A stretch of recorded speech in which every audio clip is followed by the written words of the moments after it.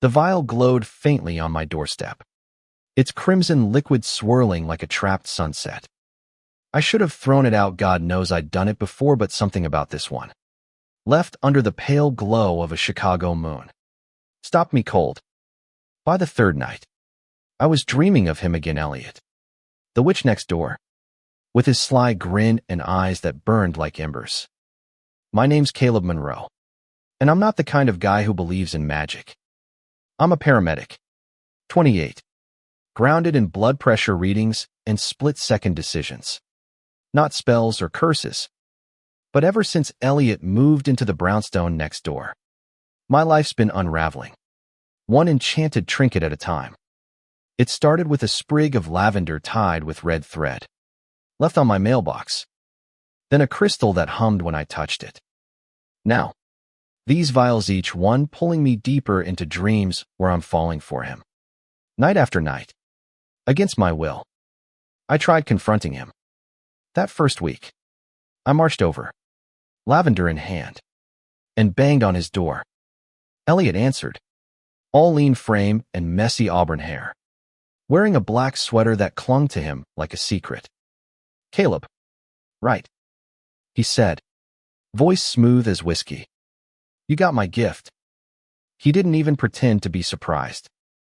Stop leaving this crap at my place, I snapped, holding up the lavender. I don't know what game you're playing, but I'm not interested. His lips twitched, like he was holding back a laugh. You sure? You kept it? He nodded at the sprig in my hand, and I felt my face heat. I tossed it at his feet and stormed off. But that night, I dreamed of him, his laugh, his touch, the way his eyes seemed to know me. I woke up gasping, heart pounding, and swore I'd never speak to him again. But the gifts kept coming.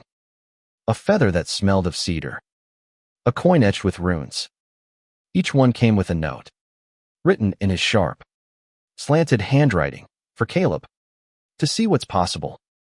I burned the notes, but the dreams got worse, vivid, aching, full of moments I'd never lived but felt like memories. Him pulling me close in a rain-soaked alley, kissing me under a sky full of stars. Every morning, I woke up furious, heart racing, and more alone than ever. I started avoiding him, took the back stairs, parked 2 blocks away, anything to dodge those amber eyes. Chicago's a big city, but my world felt smaller every day, like his magic was shrinking it to the space between our doors. My best friend, Mia, noticed first. You look like hell, she said one night at our usual dive bar, her braids catching the neon light. What's going on, Cal? I told her everything minus the part where I was starting to crave the dreams. Mia, a nurse who'd seen it all, just raised an eyebrow. Sounds like this guy's got you twisted up. You sure it's just magic? She smirked, but her words hit too close. I didn't want to admit it, but Elliot was under my skin. Spell or no spell. One night, I caught him on his fire escape, stringing fairy lights across the railing. He looked up, caught my eye, and waved like we were old friends. You're avoiding me, he called, voice teasing. Scared of a little magic. I'm not scared, I shot back, leaning out my window. I just don't like being messed with. He climbed over to my side of the fire escape, nimble as a cat, and sat on the railing, too close for comfort. I'm not messing with you, Caleb. I'm offering something. His voice softened, and for a second, I saw something raw in his eyes, vulnerability. Maybe. You ever think maybe you're fighting the wrong thing? I wanted to yell, to tell him to stop, but my throat tightened. That night, the dream was different. We weren't kissing or running through some romantic fantasy. We were just sitting on his couch, his head on my shoulder, talking about nothing, movies, music, the way the city sounded at 3 a.m. It felt so real I woke up crying. I couldn't take it anymore. The next morning, I found another vial on my doorstep, this one pulsing with a faint heartbeat. I grabbed it and stormed to his apartment, banging on the door until it swung open. Elliot stood there, barefoot, in a faded t-shirt, looking like he'd just rolled out of bed. "You're early," he said, smirking. "Stop this," I said, holding up the vial. "Whatever curse you've put on me, undo it. Now." His smirk faded. "It's not a curse, Caleb. It's a choice." He stepped closer, and I caught the scent of sage and something sweeter, like honey. "The spells just show you what's already there. You're the one who keeps coming back." I froze. His words felt like a key turning in a lock I didn't know existed. I wanted to argue, to say he was wrong. But the dreams, the way they felt, the way he felt, were too real. "Why me?" I asked, voice barely a whisper. Elliot's eyes softened. "Because I see you. And I think, maybe you see me too." I didn't know what to say. I stood there, vial in hand, feeling the weight of his words and the pull of something I couldn't name. For the first time, I didn't throw the vial away. I slipped it into my pocket and walked away, heart pounding, knowing I was stepping into something I couldn't escape. I spent the next week trying to unravel Elliot's words. It's a choice. What kind of choice was it when every night dragged me back to him? My heart racing with feelings I didn't ask for. I stopped sleeping, chugging coffee to stay awake. But the dreams found me anyway, snippets of him laughing, his hand brushing mine, his voice whispering my name. I was drowning in him. And the worst part, I wasn't sure I wanted to surface. Work was my only escape. The ambulance runs kept me grounded, broken bones. Heart attacks. Real problems I could fix. But even there, Elliot crept in. I'd be stitching a wound, and his face would flash in my mind, unbidden, like a spell I couldn't shake. My partner, Javier, noticed my distraction one night as we raced through Chicago's streets. Sirens blaring. "You good, man?" he asked, glancing over. "You've been out of it lately." "Yeah, just tired," I lied, gripping the steering wheel. Tired didn't cover it. I was unraveling, caught between wanting to confront Elliot again and wanting to run as far as I could. But running wasn't an option. Not when he was everywhere.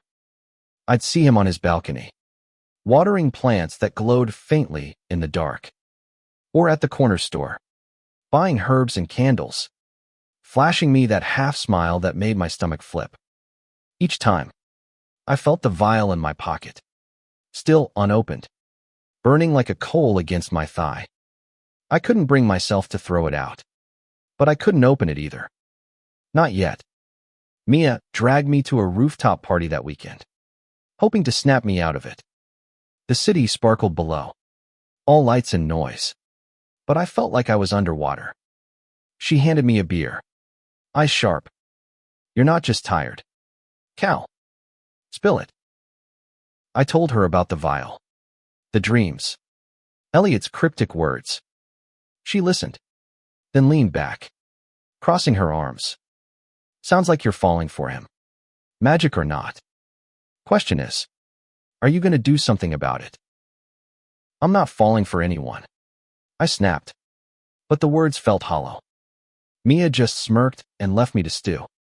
That night, I found another gift on my doorstep, a small leather journal. Its pages blank except for one line in Elliot's handwriting: "Write what you feel. It's the only way to know."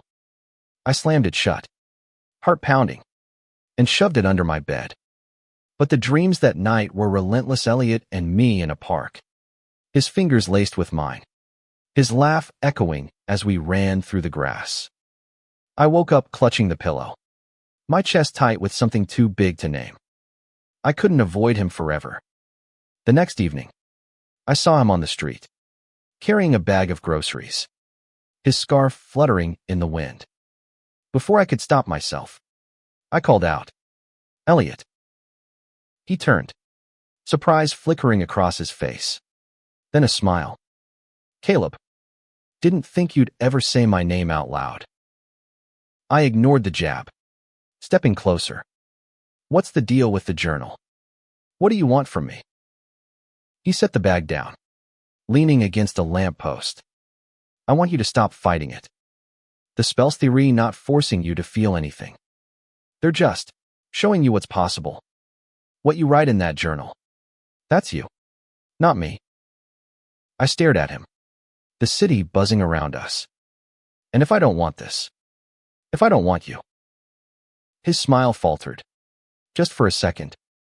Then throw it all away. The vial, the journal, everything. I'll stop. He held my gaze, unflinching. But you haven't, have you? I didn't answer. I couldn't. I turned and walked away, his words echoing in my head. That night, I pulled the journal out and wrote one word: why? It felt like a confession, and I hated myself for it. The next day, I found him in the community garden behind our building, kneeling in the dirt, his hands stained with soil. He looked up, wiping sweat from his brow. You're back, he said, like it was the most natural thing in the world. I don't get you, I said, voice rough. Why all this? The spells, the gifts, the dreams. What's the point? He stood, brushing dirt off his jeans, and stepped closer. The point is you, Caleb. I saw you the day I moved in carrying that old lady's groceries, laughing with your friend, saving lives in that ambulance. You're good. And I thought, maybe I could be good for you too. His words hit like a punch. I wanted to argue, to say he was wrong, but the truth was clawing its way up. I did see him, the way he moved, the way he spoke, the way he made the world feel bigger, brighter. But admitting it felt like stepping off a cliff. I'm not ready, I said finally, voice barely audible. Elliot nodded, like he'd expected it. That's okay. I'll wait. He handed me a single marigold, its petals glowing faintly. For when you are. I took it, my fingers brushing his, and felt the spark again. Magic. Maybe. Or something else. That night, the dream was softer. Just us on a rooftop, watching the city sleep. I woke up with the marigold in my hand. And for the first time, I didn't feel cursed. I felt alive. The marigold sat on my nightstand, its glow fading by morning, but its weight heavy in my mind. I couldn't stop thinking about Elliot's words. I'll wait. No one had ever said that to me before. Not with that kind of quiet certainty. It scared me as much as it thrilled me. And I didn't know what to do with either feeling. I tried to go back to normal. Work. Gym. Beers with Mia and Javier routine was supposed to anchor me. But every siren wail sounded like his voice. Every quiet moment filled with the memory of his touch. I wrote in the journal. Just a few lines at first. I don't know what this is. I don't know if I want it. But I can't stop thinking about him. Each word felt like a betrayal of the life I'd built. The one where I didn't let anyone in. Not like this. One night, I found him at the local coffee shop, tucked in a corner with a book, his fingers tracing the pages like they held secrets. I didn't plan to sit down, but my feet moved anyway. Mind if I join you? I asked, voice tighter than I meant. Elliot looked up, surprised, then smiled. Only if you stop looking like you're about to bolt. I sat, clutching my coffee like a lifeline. We talked small stuff at first. Music, movies, the way Chicago winters hit like a personal attack. But then he leaned forward, eyes locking on mine. You wrote in the journal, didn't you? I froze. How'd you know? Your hands, he said, nodding at them. You've got ink on your fingers. You're not as careful as you think. I laughed, despite myself, and it felt like a crack in the wall I'd built. We stayed there for hours, talking until the barista kicked us out. For the first time, I didn't feel the weight of the dreams or the spells. I just felt him. But the world doesn't let things stay simple. The next day, I found a new note on my doorstep. Not in Elliot's handwriting. It was scrawled in black ink. Jagged and angry, stay away from him. He's dangerous. No signature. No explanation. Just a chill that sank into my bones. I showed it to Mia, who frowned, turning it over in her hands. This feels personal. Cal, you know anyone who'd care this much about you and him? I didn't. But the note gnawed at me. That night, I confronted Elliot on his doorstep. Someone doesn't want me near you, I said, holding up the note. Care to explain? His face darkened. A flicker of something fear. Maybe crossing his eyes. I don't know, he said, but his voice was too quick, too guarded. Just throw it out. It's nothing. It's not nothing, I snapped. You're hiding something. Elliot. What is it? He hesitated, then pulled me inside his apartment. It was a chaos of candles, herbs, and books, but it smelled like homesick. Cedar. Him. Theirs. History. He said finally, sitting on the couch. Before I moved here, I was with someone. Leo. He was intense. Into magic. Like me.